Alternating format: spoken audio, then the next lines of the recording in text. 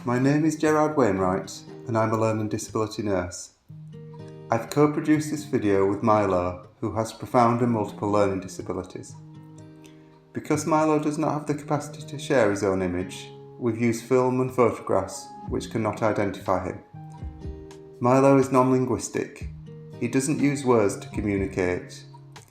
He doesn't speak, use sign language, point to make choices, or use any formal communication system.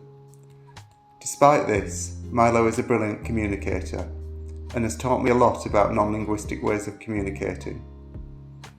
I've learned from Milo and other people with profound and multiple learning disabilities that the way we understand each other and interact goes much deeper than words, and that language is about so much more than what is spoken and written. Milo is a sensory being. His understanding of people, including himself and the world, is primarily through his senses. Adapting language is not the right approach to take with Milo, as altering a means of communication he does not use or appear to understand will not help him or us in our relationship with him. We need to approach things in a totally different way and communicate with him through the senses. We all see, hear, taste, smell, feel and understand the world differently. This is especially true of people with profound and multiple learning disabilities like Milo, who may have sensory impairments and neurological differences which profoundly affect their development and how they engage, interact and learn. One of the things I've learned from Milo is he may not respond to a stimulus in the same way I would. I think respecting and valuing his differences is one of the ways I've been able to learn from him, and in turn engage with him in more meaningful ways. We should never associate not being able to speak with not being able to communicate. Our inability to understand someone is something we need to learn to overcome. It is not the person who doesn't speak who is at fault. It is our responsibility to understand.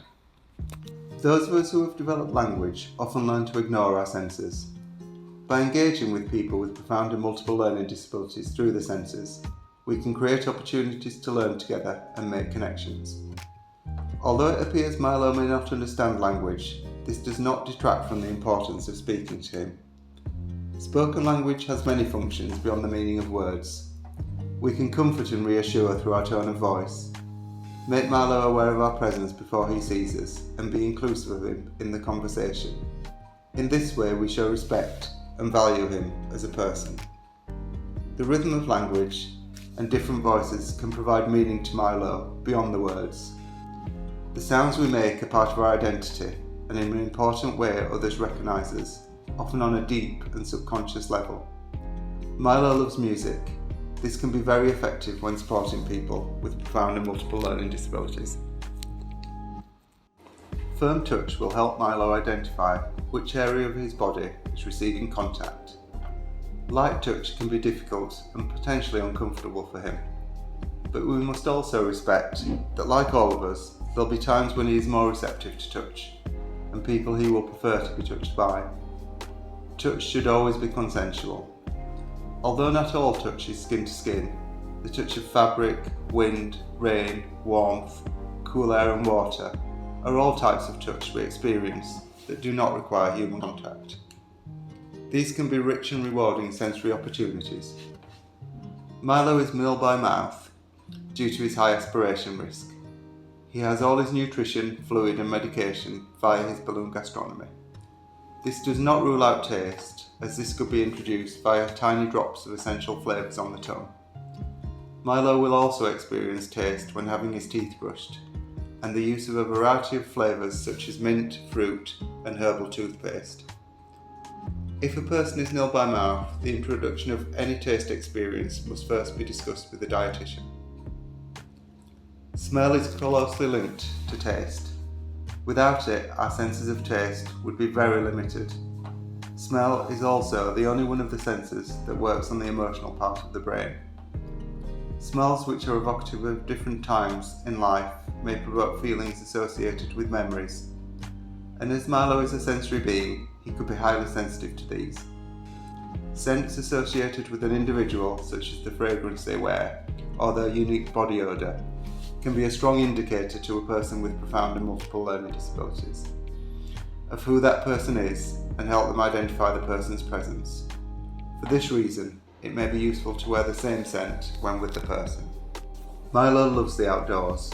He enjoys spending time under the gazebo on warm sunny days and loves to activate the wind chime by reaching out and pulling the cord to hear the clunk of the bamboo. He also likes to feel the elements on his face. He's happy to be out in the rain, provided he's suitably dressed. Being outdoors is rich with sensory experiences, such as the wind rustling through the trees, the sound of birdsong, the smell of herbs and lavender, the different seasons affecting the atmosphere, the temperature, and the feel and look of the natural world. Every aspect of life has sensory opportunities. You don't need a dedicated sensory space for this. There are endless opportunities to support Milo to engage in a sensory way with you and his environment. Indeed, this is the primary way we should be communicating with and relating to him and other non-linguistic people. Milo's taught me that communication is about so much more than words, and that by really listening with all our senses, we can communicate and engage with people with profound and multiple learning disabilities in a much deeper and more meaningful way, and in doing so, become better communicators ourselves.